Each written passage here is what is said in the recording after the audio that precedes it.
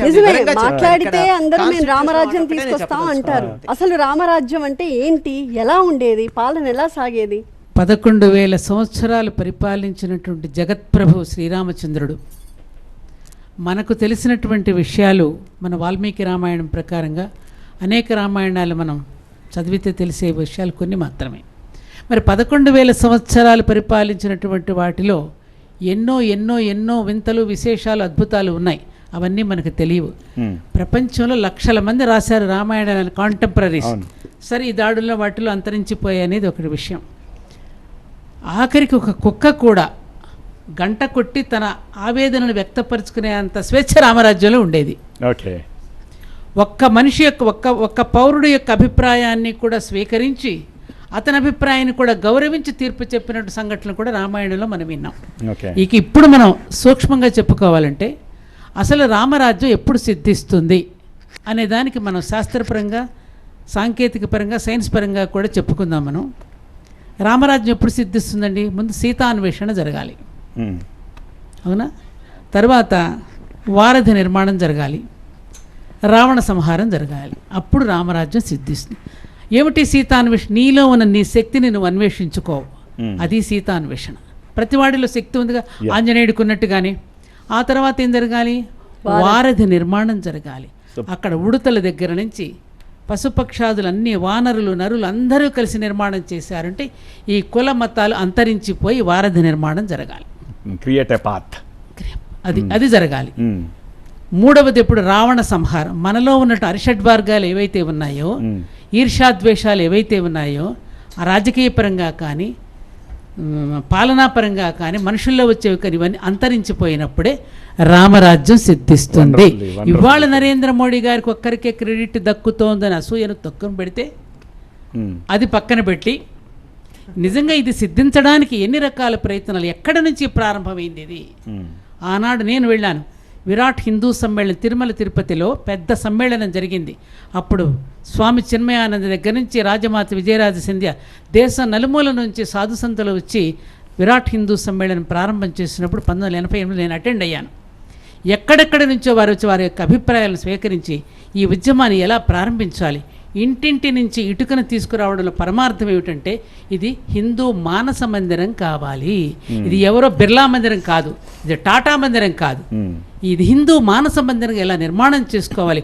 ఆ ఆలయానికి వెళ్ళి అక్కడ మీటితే, ఇక్కడ విరూపాక్ష టెంపుల్కి వెళితే ఎక్కడ మీటిన సంగీతాలు వచ్చినట్టుగా ఆ ఆలయానికి దగ్గరికి వెళ్ళి చెయ్యి వేస్తే అన్నింటి ధర్మ, ఆ రాముడి యొక్క గుణగణాలన్నీ కూడా అందరికీ కూడా ఆ వేవ్ లెంత్ ఎప్పుడైతే మనం పుణికి పుచ్చుకుంటామో అప్పుడు ఈ ఆలయాన్ని కట్టుకున్నందుకు రామరాజ్యం సిద్ధించాలి అంటే ఇందాక శాస్త్రి గారు వాళ్ళు చెప్పినట్టు ఇక్కడ పార్లమెంటులో జరిగేటటువంటి సమావేశాలకి, అక్కడ నుండి అయోధ్యలో ఉన్నటువంటి ఆ ధర్మాన్ని, ఆ పరిపాలనా విధానం ఎలా ఉండాలి, ఆ ప్రసారం అక్కడ జరుగుతూ ఉంటే కుర్చీలు విసురుకోకుండా, ఒకరినొకరు తిట్టుకోకుండా, బూతులు మాట్లాడుకోకుండా ఆ రాముడిలో సల్లక్షణాలు ఏవైతే ఉన్నాయో అది ప్రతి నాయకుడు పుణికి పుచ్చుకున్నప్పుడే.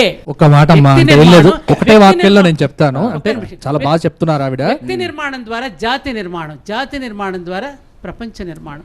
నేను రామాయణం చదివినప్పుడు అనిపించింది, అంటే ఇప్పుడు రాజకీయాలు చూస్తుంటే రామరాజ్యము అంటే ఎప్పుడు కూడా రాజుకు పరిపాలనలో కుటుంబం అనేటువంటి బలహీనత ఉండకూడదు. కుటుంబం అనేటువంటి బలహీనతే కనుక రాజుకు ఉంటే రాజు ఎప్పుడు కూడా పరిపాలించలేడు. అందుకు రాముడు చేసినటువంటిది చూడండి, సీత మీద చిన్న నింద వేస్తే అది కుటుంబం అంటే వ్యక్తిగత భద్రతనా రాజ్యమా అన్నప్పుడు కుటుంబ భద్రత, లేకపోతే దేశ భద్రత అన్నప్పుడు కుటుంబాన్ని పక్కన పెట్టాడు, దేశానికే బాటగా నిలబడ్డాడు. కాబట్టి దేశ భద్రతే నా భద్రత, అంతేకాని తమ్ముళ్లను కుటుంబాన్ని రాజ్యంలో పెట్టుకొని రాముడు ఎక్కడా కూడా ఏలలేదు. కాబట్టి కుటుంబాన్ని నిలిపినాడు, పరిపాలనలో మాత్రం కుటుంబాన్ని దూరం ఉంచగలిగాడు.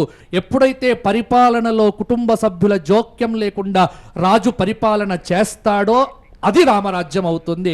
అది ఇవాళ రాజకీయ నాయకులంతా నేర్చుకోవాల్సిన.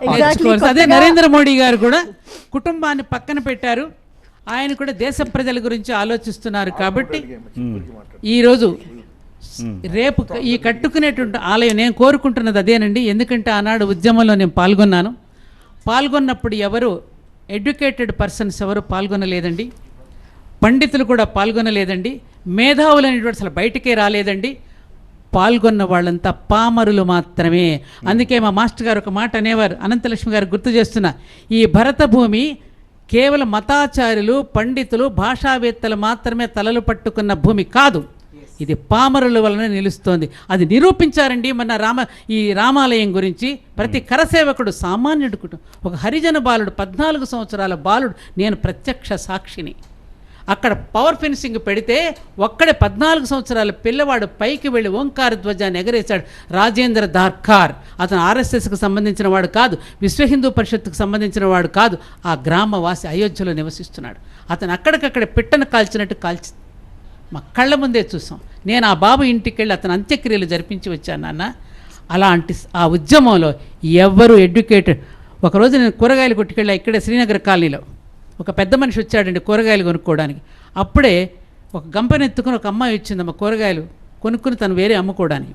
ఒక పెద్ద ఆయన సగ సూటు బూటు వేసుకుని వచ్చాడు. అప్పారావైన కూరగాయలు ఎత్తున్నాను పిల్ల, ఏమా సత్యం అడిగి ఎంతవరకు జరుగుతుంది మీ ఉద్యమం అంటే జరుగుతుంది అని అక్కడ విషయాలని చెప్తుంటే, వీళ్ళకేం పని లేదండి, ఇప్పుడు కనుక ఇట్లాంటి ఉద్యమాలు చేస్తే రేపు ఆ కంట్రీస్ నుంచి మనకు ఆయిల్ అది పంపిస్తాడా వాళ్ళు, మిడిల్ ఈస్ట్ కంట్రీ నుంచి మనం రావాల్సినవి రావు కదా అంటే, అక్కడున్న అమ్మాయి ఏం చెప్పిందో తెలుసా అంటే, కూరగాయలు పుట్టి అక్కడ పడేసి, ఏంది బాబు ప్యాంటు షర్ట్లు వేసుకుని ఫ్యాన్ల కింద జీవించడానికి అలవాటు పడ్డారు మోటార్లో తిరిగి, వాడు కనుక ఆయిల్ పంపకపోతే మన దేశం నుంచి పంపించే ఉండవా, వాడికి ఆయిల్ తాగే బతికేస్తాడా? ఎంత వండర్ఫుల్ క్వశ్చన్ అండి అమ్మాయి. అతి సామాన్య మహిళ, ఏమీ చదువుకున్న ఒక కూరగాయలు అమ్ముకున్న మహిళకున్న ధైర్యం చదువుకున్న వాళ్ళకి లేదు, మేధావులకి